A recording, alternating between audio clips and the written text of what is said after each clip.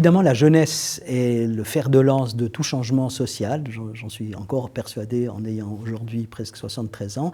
Et donc, c'est vers elle qu'on s'est tourné. La jeunesse à Bienne, ce n'est pas les universités. L'université, c'est le gymnase français-allemand, le gymnase économique, l'école normale. Et c'était là qu'elle était, disons, dans le cadre de sa formation scolaire, disons, elle se trouvait là, quoi. Et donc nous intervenions régulièrement sur aussi sur les centres de formation divers, en essayant de gagner des gens. Et puis nous avons gagné. Alors la difficulté qu'on a eue tout début, on était suisse romand. Et à l'époque, Bienne était était majoritairement suisse alémanique. Et c'est évident pour nous un handicap. Alors bon, la Ligue marxiste révolutionnaire s'est développée plus tardivement qu'en Suisse romande, en Suisse alémanique, à Berne, Zurich, Bâle, etc. Et puis on a commencé à essayer de gagner des camarades suisses alémaniques.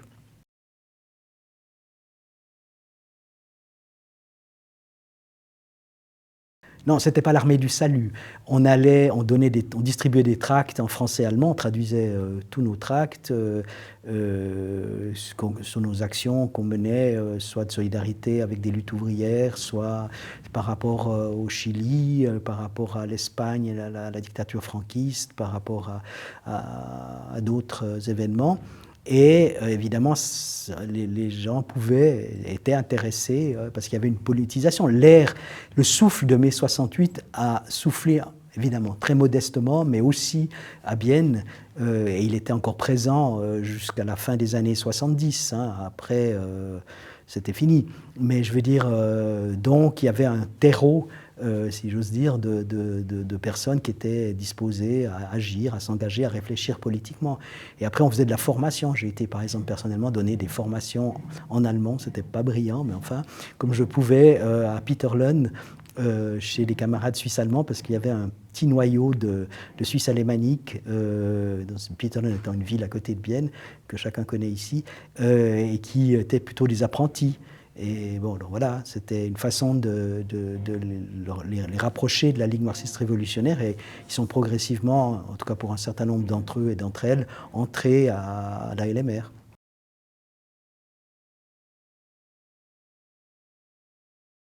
Je dis la jeunesse est le terreau d'un changement radical de la société dans toutes les périodes, mais évidemment, du point de vue stratégique, notre orientation était vers la classe ouvrière, vers les salariés.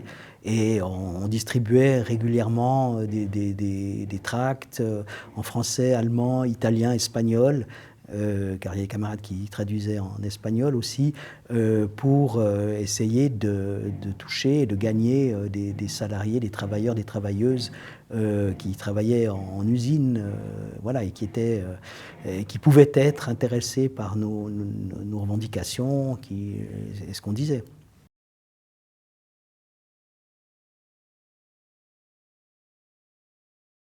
Ce qui m'a marqué, je pense, c'est l'arrivée d'un certain nombre de camarades chiliens exilés qui sont venus à Bienne après le coup d'État du Chili, alors que le Conseil fédéral avait fermé les portes de son ambassade. Ils sont venus notamment grâce à l'abbé Koch et Action de place gratuite. Où nous avions constitué un comité de soutien à la lutte du peuple chilien, et c'était une rencontre tout à fait extraordinaire, parce que c'est des gens qui avaient vécu, évidemment, d'abord un autre type de répression que nous, et deuxièmement, avec le coup d'État et ce que ça signifiait, et deuxièmement, évidemment, une expérience pour certains ou certaines de lutte ou d'action tout à fait différente que ce que nous connaissions. Je pense qu'il y a un deuxième événement qui était important, en tout cas pour Bienne, et qui est lié à la crise horlogère, c'est l'IP. C'est Bulova, l'IP, mais surtout l'IP, c'est-à-dire le fait que ça a été une secousse, une des premières secousses dans le long dépérissement, si j'ose dire, de l'industrie horlogère de masse dans la région. Et quand je dis région, c'est Jura suisse et Jura français aussi, puisque l'IP est à Besançon.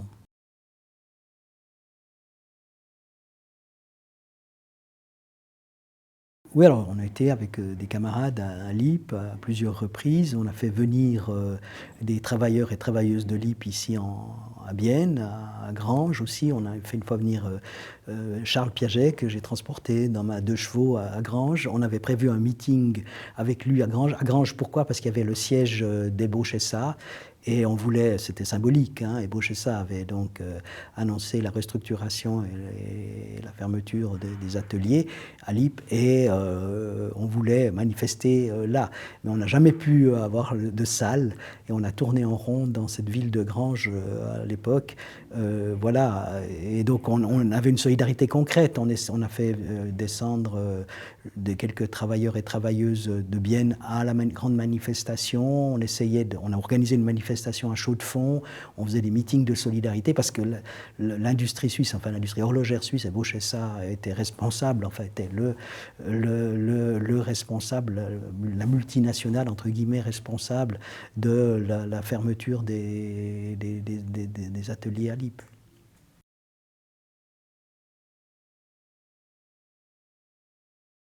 Ah ouais, on n'était pas seul. Donc, si on était seul, ça aurait été un peu difficile. On faisait une politique unitaire systématique avec tous les courants de la gauche radicale et les courants de la gauche, même la gauche molle, comme je le dis, ou la gauche gouvernementale. C'est-à-dire qu'on essayait de faire des alliances, notamment sur la défense des droits démocratiques, mais aussi contre les licenciements avec le Parti socialiste et suisse alémanique et le Parti socialiste roman, le petit groupe maoïste qui s'appelait Lutte prolétaire. Et on avait aussi, évidemment, on cherchait des alliés et on travaillait très étroitement avec des associations, organisations italiennes ou espagnoles, les colonies libres italiennes ou l'ATES, voilà, pour défendre les droits des travailleurs immigrés. Donc systématiquement, on cherchait à faire une politique unitaire. C'était dans nos gènes, si j'ose dire, que d'essayer de rassembler le plus possible de forces sur des revendications ou des propositions qui répondaient aux besoins des personnes ou de la population concernée. Donc après, évidemment, on avait des stratégies et d'autres orientations que nos alliés, sinon on serait tous dans la même organisation politique.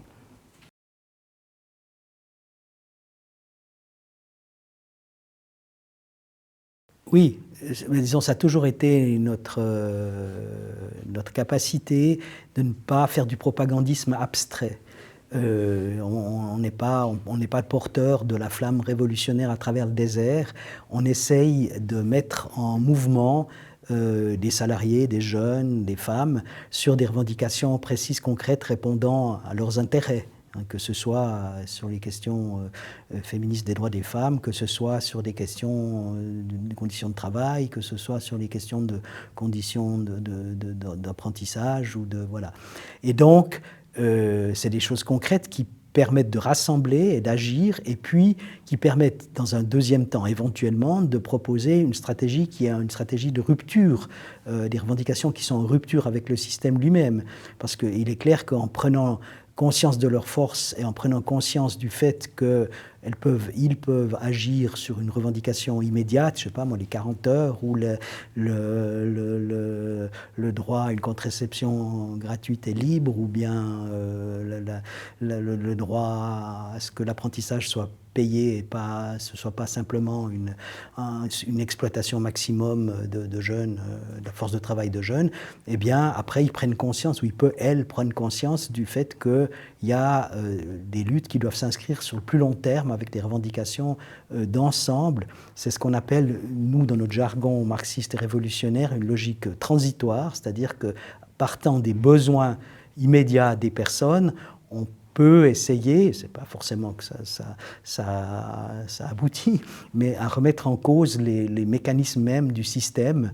Et c'est clair, par exemple, qu'une revendication comme le réajustement des salaires, si on la pose en termes d'échelle mobile des salaires, c'est-à-dire de réajustement des salaires en permanence à l'augmentation du prix de la vie, du coût de la vie, eh bien, ça devient une logique qui va à l'encontre, par définition, des intérêts des employeurs qui, eux, essayent toujours de pressurer les conditions de travail et évidemment aussi les salaires.